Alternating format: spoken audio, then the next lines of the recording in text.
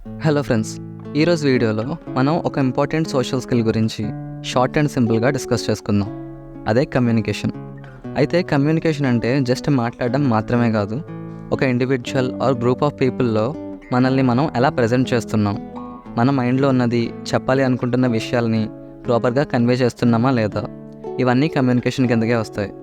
కానీ ఈ జనరేషన్లో ఈ పర్టికులర్ సోషల్ స్కిల్ చాలా తక్కువ మంది దగ్గరే ఉంది. సో మనలో ఈ స్కిల్ని ఇంప్రూవ్ చేసుకోవడానికి మనం ఏం చేయగలమో చూద్దాం. ఒక స్టడీ ప్రకారం తెలిసింది ఏంటంటే, హ్యూమన్ బ్రెయిన్ అబ్జర్వేషన్ అంటే గమనించడం ద్వారానే చాలా విషయాలు నేర్చుకుంటుంది. అయితే ఈ జనరేషన్కి సంబంధించిన మనం కమ్యూనికేషన్లో వీక్గా ఉండడానికి రీజన్ మన బ్రెయిన్కి అబ్జర్వ్ చేసే టైం ఇవ్వకపోవడం. కానీ ఇది కంప్లీట్గా మన ఫాల్ట్ అయితే కాదు.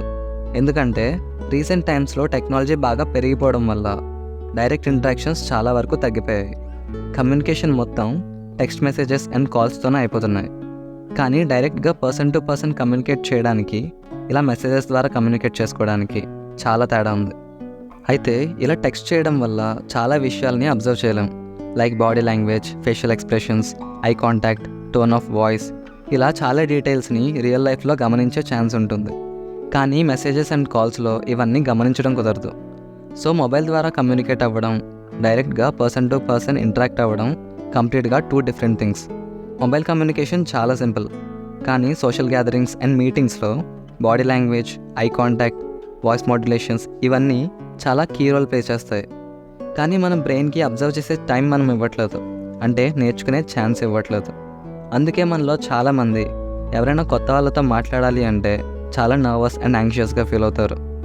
అయితే ఇలా కాకుండా ఒక స్ట్రేంజర్తో కూడా కంఫర్టబుల్గా కమ్యూనికేట్ చేయడానికి ఓన్లీ సీక్రెట్ ప్రాక్టీస్.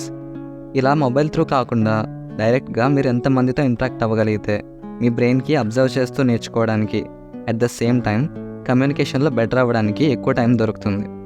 అయితే ఆ ప్రాక్టీస్ ఎలా చేయాలి అని మీరు అడిగితే, ఫస్ట్ మీరు మీ కంఫర్ట్ జోన్ నుంచి బయటికి రావాలి. ఎందుకంటే లాక్డౌన్ తర్వాత సిచ్యువేషన్ చాలా చేంజ్ అయిపోయింది.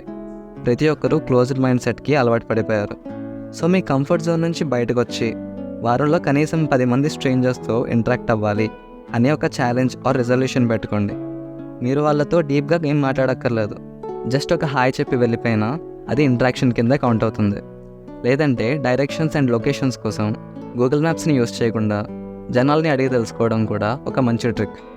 అయితే మొదట్లో ఇలా స్ట్రేంజర్స్తో మాట్లాడడం, కన్వర్జేషన్ స్టార్ట్ చేయడం చాలా ఆక్వర్డ్గా అనిపిస్తుంది.